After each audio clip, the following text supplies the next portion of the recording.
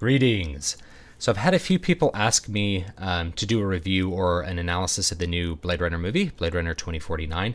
And I haven't done that, and that's because I haven't seen the movie. And there's a few reasons why I haven't gone and seen the movie. The old fallback, which is that, I can't get to the cinema. It's really hard for me to get to the cinema. It's expensive for me to go to the cinema because I have to hire a babysitter if I want to take my wife with me.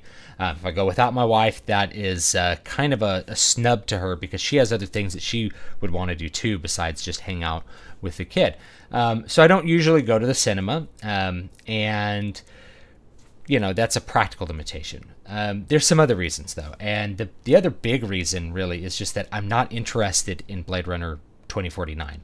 I have no specific interest in it. I might see it eventually, or if I do see it, it'll be because people want me to see it, not because I want to see it. Why don't I want to see it? Well, I haven't even watched the trailer for it, guys. I don't watch movie trailers at all. I don't usually like movie trailers. They're just a marketing tool, and they don't really appeal to me. I don't find any enjoyment from them. Usually I'm annoyed when I watch a trailer, and it doesn't help me make a decision as a consumer. So I usually just don't interact with them. I don't seek them out on YouTube or anything like that. Other people think differently about them, and that's fine, because they do kind of give little snippets of reveals of hyped movies, and I guess that makes sense. But for me, I haven't seen the trailer. I don't know really anything about it. But why don't I want to see it when I really liked the original Blade Runner? And the answer is because I really liked the original Blade Runner. And the original Blade Runner was clearly not a part one. It was just what it was. It was a standalone movie, and it was basically loosely based on the ideas in one of Philip K. Dick's novels, which was a standalone book, although I think a friend of his ended up writing sequels like later on, if I remember right, but I never read them. So when we get to the end of the original Blade Runner movie, especially, and I'm thinking here, not especially, but specifically of the director's cut, you're left with a lot of uncertainty and questions asked that aren't answered. And normally, if you're writing a story, you don't want to leave questions unanswered, right? Your audience wants to leave knowing everything that there's to know. But in this case, those questions have a very specific effect having to do with the subject matter of the movie, which is, what does it mean to be human? What is empathy, and how is empathy part of the human experience, and how does memory relate to empathy?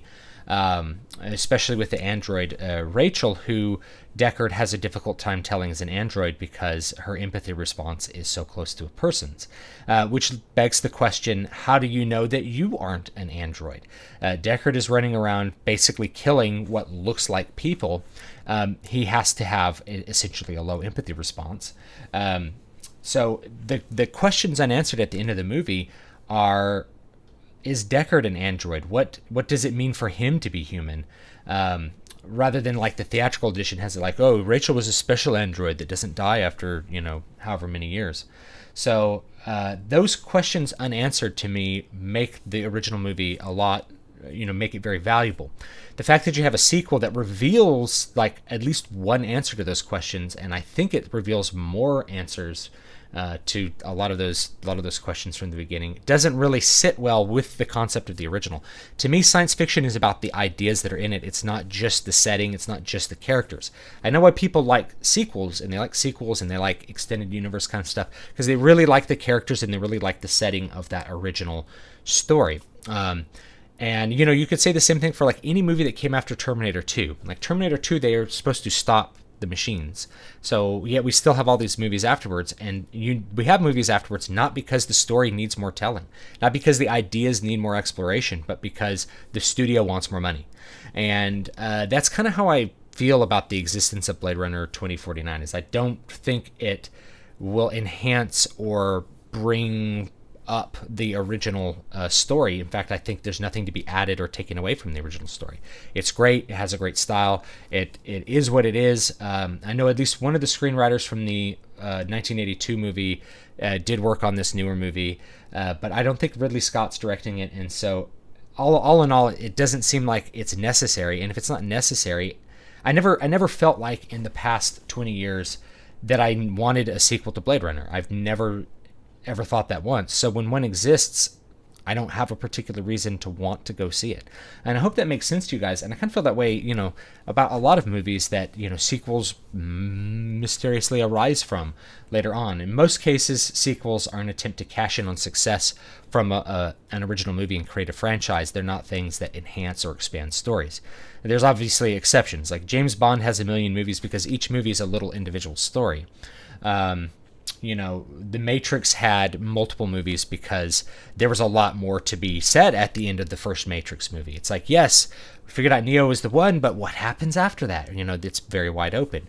Versus Blade Runner, which just is like, we've explored this science fiction idea of androids being human. Can they be human? What does it mean to be human in this sort of world? And I do recommend, by the way, the book Do Androids Dream of Electric Sheep is quite different from the Blade Runner movie, but I do recommend it as one of Philip K. Dick's books. It has a lot more stuff that's gone into it. They just took one theme, which is the sort of confusion between mechanical and biological, and made the movie based on that idea. But there's more ideas than that in the book. There's lots of interesting ideas. In fact, with most of Philip Dick's stories, there's really, really cool sci-fi ideas. So I do recommend you check that out. Anyway, that's how I feel about it. If I see the movie, and I may see it, in fact, I probably will see it at some point, it's only because you guys have asked me to see it. It's not because I specifically want to see it. And I wanted to make a video about that, not because I want you guys to feel bad at all for making requests. I love requests, and I want to fulfill those. And I still think that there'd be a lot of interesting stuff to analyze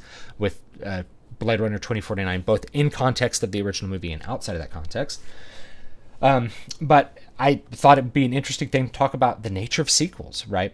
So have a good day, and please let me know what you do want me to do on the channel down below, what you want me to analyze, anything that you want me to watch, especially if I can just go watch it, this week and do an analysis of it, I will, because I enjoy doing that. I really, analysis is an important part of developing yourself as an artist. I will make a video about that shortly.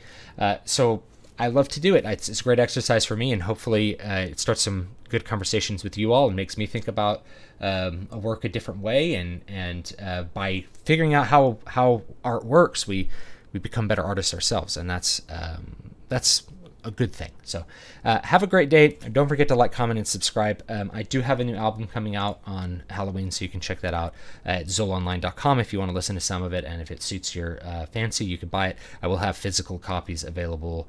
Hopefully they'll be up by the end of the week, but we'll see. Anyway, see you next time.